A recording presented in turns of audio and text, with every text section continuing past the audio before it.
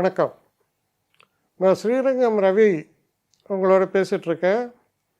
இது 2026 வருஷத்திய பலன்கள். எப்போவுமே நான் சொல்கிறதுல எப்படி ஒவ்வொரு வருஷம் பண்ணுறேன் அப்படின்னு நீங்கள் பார்த்துருப்பீங்க. அதாவது ஜனவரி மாதம் தொடங்கி மார்ச் மாதம் வரை உள்ள பலன், அப்புறம் ஏப்ரல் மாதம் தொடங்கி ஜூன் மாதம் வரை உள்ள பலன், அப்புறம் ஜூலை மாதம் தொடங்கி செப்டம்பர் மாதம் முடிய வரக்கூடிய பலன், அப்புறம் அக்டோபர்லேருந்து டிசம்பர் 4 பகுதிகள் ஒவ்வொரு, அதாவது first quarter, second quarter, third, fourth, அப்படி உங்களுக்கு அப்போ தான் ஒரு கிளாரிட்டி இருக்கும். அதுக்கு தான் மெயினாக செய்கிறேன். இந்த வாட்டி அந்த கிளாரிட்டியை இன்னும் பெட்டர் பண்ணணும்னு சொல்லி நான் என்ன செய்கிறேன்னா, உங்களுடைய நிதி நிலைமை, அப்புறம் உங்களுடைய தொழில் சம்மந்தப்பட்ட விஷயங்கள், அப்புறம் முக்கியமான ஒரு விஷயங்கள் என்னெல்லாம் நடக்கலாம் அப்படின்னு இப்படி பிரித்து ஒவ்வொரு பகுதிக்கும் சொல்கிறேன். மகர ராசி. மகர ராசி நேயர்களுக்கு 2026 வருஷத்துக்கான பலன்களை சொல்கிறேன். இப்போது முதல் பகுதி ஜனவரி முதல் மார்ச் வரை. இந்த ஒரு காலகட்டம், இப்போ ஜனவரி மாதம் எல்லோரும் பார்த்திங்கன்னா ஜனவரி மாதம் ஒரு பெரிய ஒரு உற்சாகம்.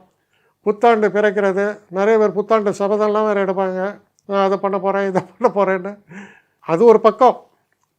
ஆனால் அது எவ்வளோ தூரம் போகிறதுன்னு தெரியாது. எல்லா ஆண்டும் ஆரம்பிக்கிற போல தான் இந்த ஆண்டும் ஆரம்பிக்க போகுது. ஆனால் அதில் ஒரு உத்வேகம், ஒரு உற்சாகம் இதெல்லாம் காணப்படுறது. உங்களை பொறுத்த வரைக்கும் இந்த தொடக்கம் எப்படி இருக்குன்னா, ரொம்ப நிதானமாகவும் உட்காந்து நிம்மதியாக தூங்குனியா அப்படின்னு நினைப்பாங்க. மனசு நிம்மதியாக இருந்தாலும் தூங்குவீங்க, சோம்பேறின்னு அர்த்தம் இல்லை. ஏன் இப்படி சொல்கிறேன்னா, இந்த ஆண்டு தொடக்கத்தில் நிறைய கிரகங்கள் 12ஆம் வீட்டிலிருந்து தொடங்குகின்றன. அதான் புதன், சுக்கிரன், சூரியன், இது போல் பல கிரகங்கள் 12ஆம் வீட்டில் அணிவகுத்து இருக்குது இந்த 1ஆம் தேதி தொடங்கும் பொழுது. அதனால் அப்போ கொஞ்சம் நிதானமாக தொடங்குறது, ரிலாக்ஸ்டாக ஆரம்பிக்கிறீங்க இந்த வருஷத்தை. எந்த விதமான மைண்டில் டென்ஷனும் இல்லை. குறிப்பாக இந்த சனியுடைய பாதிப்பு அப்படின்னா, உங்கள் ராசிநாதனான சனி 3ஆம் வீட்டில் இருக்கார். 3ல் சனி விசேஷம். என்ன விசேஷம்? சனி 3ஆம் இடத்தில் இருக்கும் காலங்களில் மனசில் ஒரு அசாத்தியமான தைரியம் குடிகொண்டு இருக்கும். நமக்கு ஃபெயிலியருங்கிறது லைஃப்பில் மாறி மாறி தான் வரும், சீசன் மாதிரி. அப்போ சில பேருக்கு சில நேரங்களில் சில ஃபெயிலியர்ஸ் வரும். ஆனால் ஒரு ஒரு பிரில்லியன்ட் மேன், பிரேவ் மேன் என்ன செய்கிறான், அப்படி ஒரு ஃபெயிலியர் வரும்போது அதுலேருந்து குயிக்காக ரெக்கவர் ஆவான். அப்படி ரெக்கவரி தரதை பற்றி தான் பேசுகிறது அந்த 3ஆம் இடத்துல இருக்கக்கூடிய சனி. ஆங்கில படத்தில் அதை ஜேம்ஸ் பாண்ட் படத்தில் நெவர் சே டை அப்படின்னு ஒரு பேர் சொல்லுவான், ஒரு படம் பேர். அப்போது என்னுடைய தோல்விகளை பற்றி நான் கவலைப்படவில்லை, நான் அதை ஏற்றுக்கொள்ளப் போவதும் இல்லை அப்படின்னு தான் அதோடைய அர்த்தம். அது போன்ற ஒரு மனோநிலையை உங்களுக்கு தருகிறார் இந்த ஆண்டு தொடக்கத்தில். அப்போது எதையுமே என்னால் சாதிக்க முடியும்.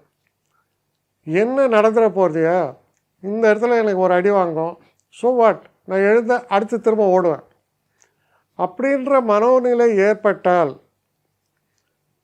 உங்களை யாராலையும் வெல்ல முடியாது. அதுதான் ரொம்ப ரொம்ப ஆரோக்கியமான சிந்தனை. ஸோ அப்படிப்பட்ட ஒரு சிந்தனையோடு தொடங்குகிறீர்கள் இந்த காலத்தை.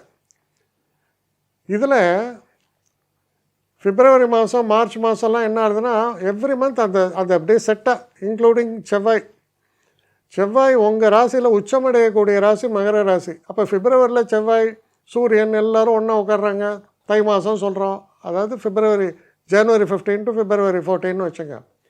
இந்த காலகட்டத்துலேயும் என்ன நடக்கிறது, தொடர்ந்து எல்லா கிரகங்களும் ஒன்று பின்னால் ஒன்று உங்கள் ராசிக்குள்ளே வராங்க. அதில் செவ்வாய் உச்சம்னா energy level will be at its best. நிறைய எனர்ஜி, உடம்புல தைரியம் எல்லாம் ஏற்படும்.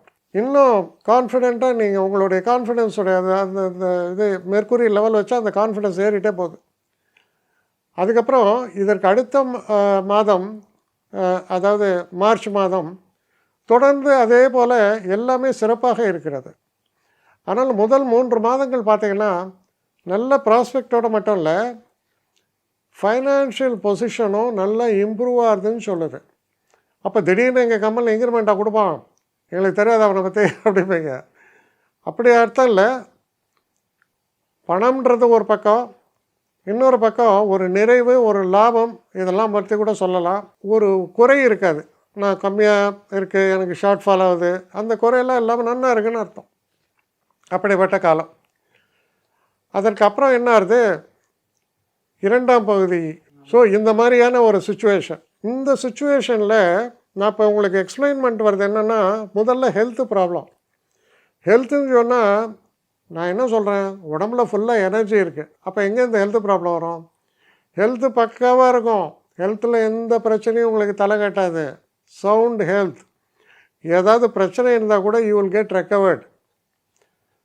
அதுக்கு அடுத்தபடி ஃபினான்ஸ். அதான் சொல்கிறேன், ஃபினான்ஸு மனசுக்கு நிறைவு தரக்கூடிய வகையில் இருக்குது. அதுக்கு தான் உங்களை எக்ஸ்பிளைன் பண்ணுறேன்.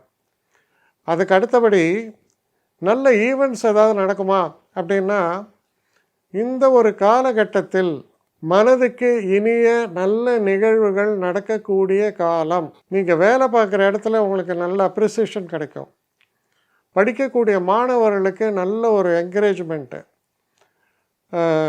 எல்லா குடும்பத்தில் ஒரு இனிமையான சூழல். பிரிந்து போன உறவுகளையும் நம்ம திரும்ப மீட் பண்ணக்கூடிய ஒரு நல்ல விஷயங்கள்லாம் நடக்கிறது. எந்த இடத்துக்கு போனாலும் அந்த இடம் உங்களால் கலகலப்பாகும் அப்படின்னு சொல்லலாம்.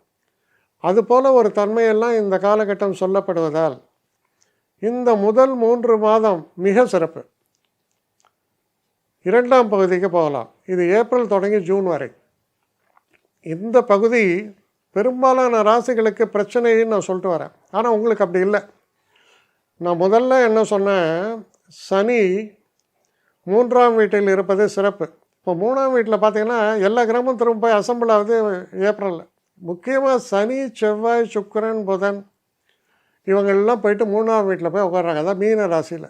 ஒரு விஷயம் என்னென்னா, இந்த 3ஆம் வீட்டில் சனி செவ்வாய் எல்லாம் போகும்போது பேட்டில் ஃபீல்டு சொல்லுவோம். அப்போ உங்களுக்கு என்ன மாதிரியான ஒரு பேட்டில் ஃபீல்டு இது 3ஆம் வீடு? அசாத்திய தைரியம், அசாத்தியமான தன்னம்பிக்கை, எதையும் நான் முடிச்சு காட்ட முடியுங்கிற அளவுக்கு செல்ஃப் கான்ஃபிடென்ஸு, தொழிலில் திறமை, இதெல்லாம் சொல்கிறது. அப்போ இந்த மாதிரியான ஒரு காலகட்டத்தில் ஹெல்த்தில் எப்படி பிரச்சனை வருமா? உடம்பில் நல்ல ரெசிஸ்டன்ஸ் இருக்கும். ஒரு 80 வயசு ஆள் கூட எழுந்து நடந்து போடுவான். அதாவது சொல்லுவாங்க, ஏதோ உன்னால் முடியும் தம்பி தம்பின்னு ஒரு பாட்டு வரும். அது உங்களை வச்சு பாடின மாதிரி இருக்குது. அந்த அளவுக்கு தைரியமாக செயல்படக்கூடிய ஒரு காலம் அந்த இதில் ஹெல்த்தை பொறுத்த வரைக்கும். ஃபைனான்ஸில் ஹெல்த்தியாக இருக்குது ஃபைனான்ஸ், அதில் பிரச்சனைகள் இல்லை. ஆனால் ஃபைனான்ஷியல் பூம் அப்படின்லாம் நான் சொல்ல முடியாது. ஆனால் நல்லா இருக்குது. புதுசாக தொழில் ஆரம்பிக்கணும்னு நீங்கள் சில பேரில் நினைக்கலாம். மேபி தை பிறந்தால் வழி பிறக்கும்லாம் சொல்லுவாங்க. அந்த மாதிரி அந்த பீரியடில் ஏதாவது தொழில் ஆரம்பிக்கலாம்னு நினைக்கலாம். அது ஆரம்பிக்க இது உகந்த காலமானா உங்களுக்கு நிச்சயமாக அது உகந்த காலம். தைரியமாக ரிஸ்க் எடுக்கலாம், வேறு வேலைக்கு ட்ரை பண்ணலாம். அப்படி வேறு வேலை, பெரிய வேலை கிடச்சி போகலாம்.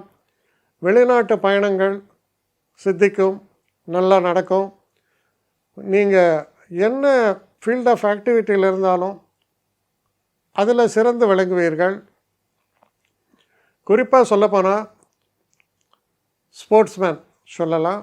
ஸ்போர்ட்ஸில் இருக்கிறவங்களெல்லாம் அவங்களுடைய எனர்ஜி லெவல் நல்லா இருக்குது, அவங்க பர்ஃபார்மன்ஸ் லெவல் பிரமாதமாக இருக்கும். அந்த காம்படிட்டிவ் ஸ்பிரிட்டுன்னு இருக்கும். அதான் காம்படிட்டிவ் ஸ்பிரிட்டில் சொல்லுவாங்க, சில பேர் டிஃபென்ஸ் பண்ணி விளையாடுவான், சில பேர் அஃபென்ஸு கில்லிங் ஸ்பிரிட் சொல்லுவாங்க. ஆக்சுவலி டிஃபென்ஸ் இருக்கிற ஆள் எக்ஸல் பண்ணவே முடியாது. அஃபென்ஸ் விளையாடுறவனால தான் எக்ஸலே பண்ண முடியும். அதான் killing spirit. Killing ஸ்பிரிட்னால் Neeya Naana அந்த ஒரு ரேஞ்ச். அதுதான் உங்கள்கிட்ட காணப்படக்கூடிய ஒரு சிறப்பம்சமாக இப்பொழுது இருக்குது. அதனால் இட்ஸ் அ ஒண்டர்ஃபுல் பீரியட். மேலே மேலே இது ஒரு டெவலப்மெண்ட்டை சொல்கிறது. அப்படிப்பட்ட ஒரு காலமாக இருப்பதால் எந்த இடத்துலையும் சிறப்பு தான். போகிற இடம்லாம் சிறப்பு, வெற்றி. இது ஏதோ ஃப்ளூக்கில் வந்தது அப்படி சொல்ல முடியாது. இவரிடம் உள்ள திறமையினால் இவர் இதை செய்து காட்டினார், நிகழ்த்தி காட்டினார் தான் சொல்லவே முடியும். அதுபோல் அமையிறது. இப்போ 3ஆம் பகுதிக்கு வருவோம். 3ஆம் பகுதியில் பார்த்தீங்கன்னா, உங்களுடைய மிகப்பெரிய யோகக்காரரான சுக்கிரன் கிட்டத்தட்ட ரிஷபராசி அப்புறம் மிதுன ராசியெல்லாம் சஞ்சாரிக்கக்கூடிய காலம். கிட்டத்தட்ட புதனும் அதை ஃபாலோ பண்ணுறார். அப்போ 2 முக்கிய கிரகங்கள் ரொம்ப நல்லா இருக்குது. இன்னொருத்தர் உங்கள் ராசிக்கு அதிபதியான சனி, அவர் 3ஆம் வீட்டில் இருக்கிறார். அப்போ எல்லா கிரகமும் ஒரு சாதகமான நிலை. அதுதான் 3ஆம் பகுதி, ஜூலைலேருந்து செப்டம்பர் வரைக்கும். இது ரொம்ப சிறப்பாக இருக்குது. அப்போ இந்த காலகட்டத்தில் ஹெல்த்தில் ஏதாவது பிரச்சனை வருமா அப்படின்னா, எப்போ சுக்கிரன்ற ஒரு கிரகம் லைஃப் கிவர்னு பேர்.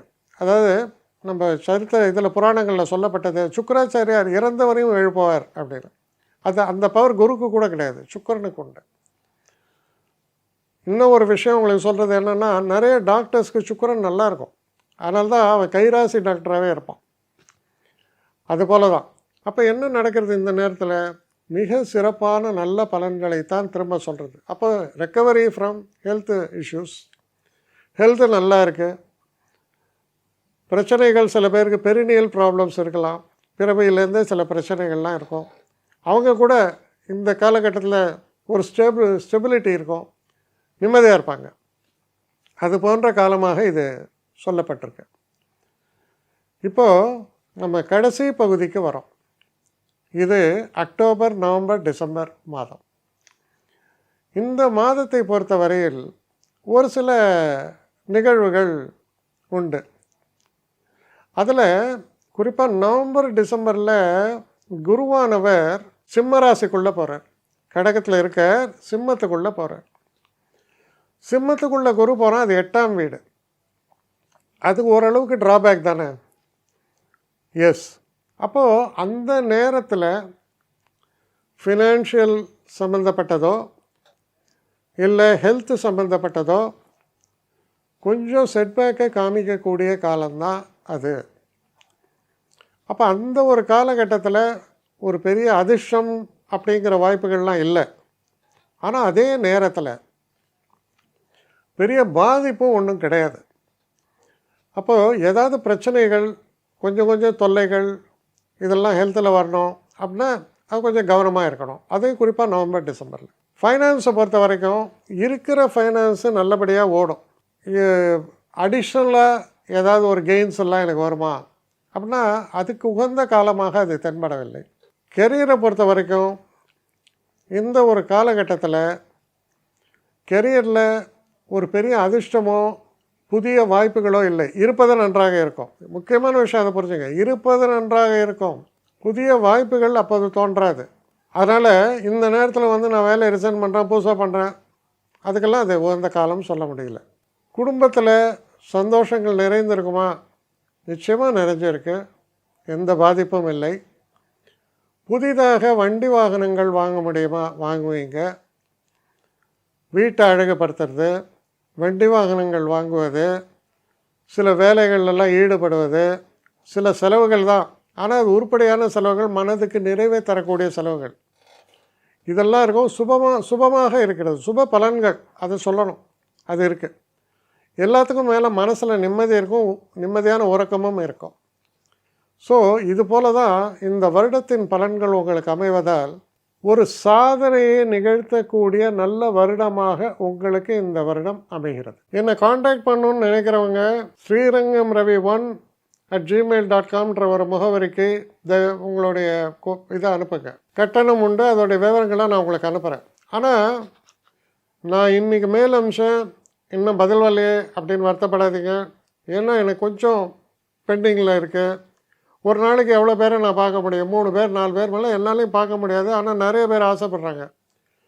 ஆனால் கண்டிப்பாக நான் எல்லாருக்கும் ரிப்ளை பண்ணுவேன். சில நேரங்களில் 3 to 4 வீக்ஸ் ஆகும் என்னுடைய ரிப்ளை வரத்துக்கு. ஆனால் வரும்.